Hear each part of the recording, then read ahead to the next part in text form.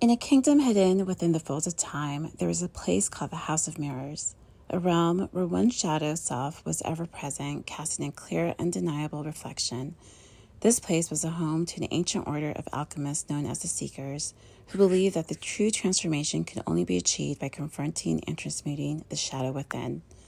The Seekers trained for years in the art of alchemy, studying the cycles of nature, the movement of the stars, and the depths of the human psyche.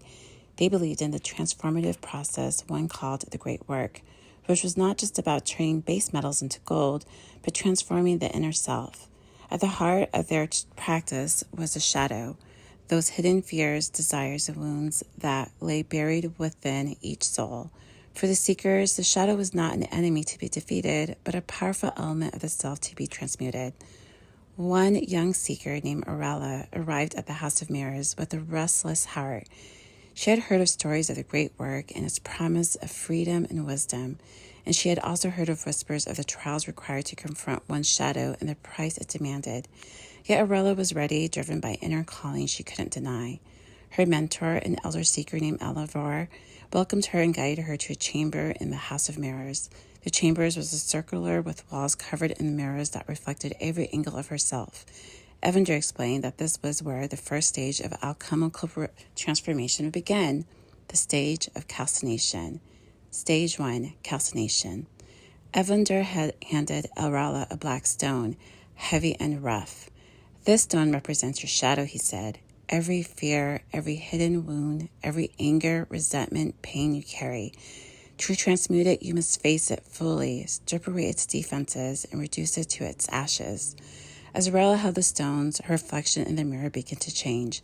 She saw visions of her own fear, moments of pain, betrayal, insecurities she had long hidden from herself. The weight of it all was almost too much to bear, but she stood firm, feeling the burn of those memories in her heart.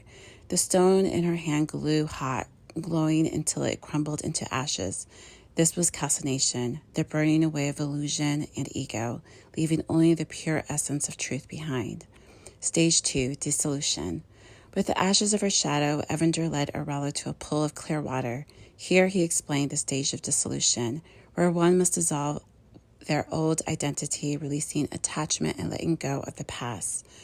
Aurela sparkled the ashes into the water, watching them disappear. She knelt by the pool, looking into her reflection as it rippled and faded. In the water, she saw parts of herself she had tried to control, the marks she wore, the beliefs she clung to. Slowly she released each one, feeling lighter as she surrendered to the flow. Dissolution washed her clean, preparing her for rebirth. Stage 3, separation.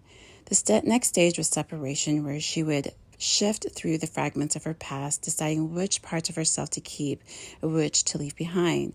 Evander led her to a great table filled with objects representing her memories, qualities, and experiences.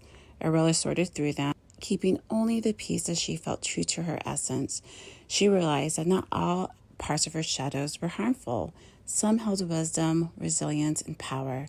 By honoring those aspects and discarding the rest, she began to see her shadow as an ally, a teacher guiding her towards wholeness.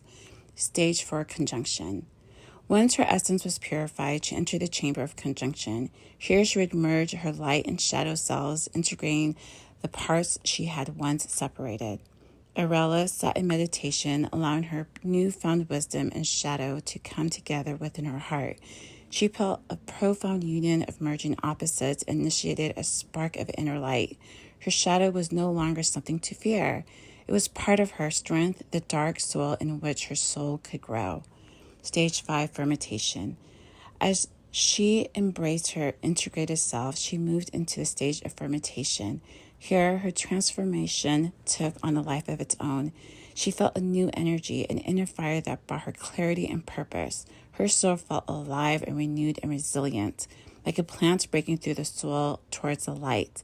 The shadow had become a fertile ground, a source of light and creation. Stage 6, distillation. The next was distillation, where Aurela refined her understanding. Through deep meditation and introspection, she distilled the essence of her journey, letting go of any lingering impurities. She began to see herself as a fragmented being of light and shadow, but as a unified whole, radiant in inner harmony. Stage 7, Calculation. Finally, she reached the stage of calculation, the completion of the great work. Arella had transmuted her shadow, transforming it from the source of pain and fear into a wellspring of wisdom and strength. She had become the philosopher's stone herself, a being of wholeness and embodying both light and shadow in balance. When she emerged from the House of Mirrors, Arella felt a profound peace. She knew now the alchemical process wasn't about banishing the shadow, but embracing and transforming it. Her shadow was a part of her, not as an adversary, but as an essential part of her soul's journey. In time, Arella became a teacher herself, guiding others to the House of Mirrors and the stages of the great work. She taught them that true alchemy was not about changing the outer world, but transmuting the self, weaving light and shadow into a tapestry of unity and strength. In the kingdom of spirit, her legend lived on as a reminder of that transformation lay within, and that shadow, when embraced, could become very foundation of wisdom and power. This is Makalesi. Thanks for listening. Peace.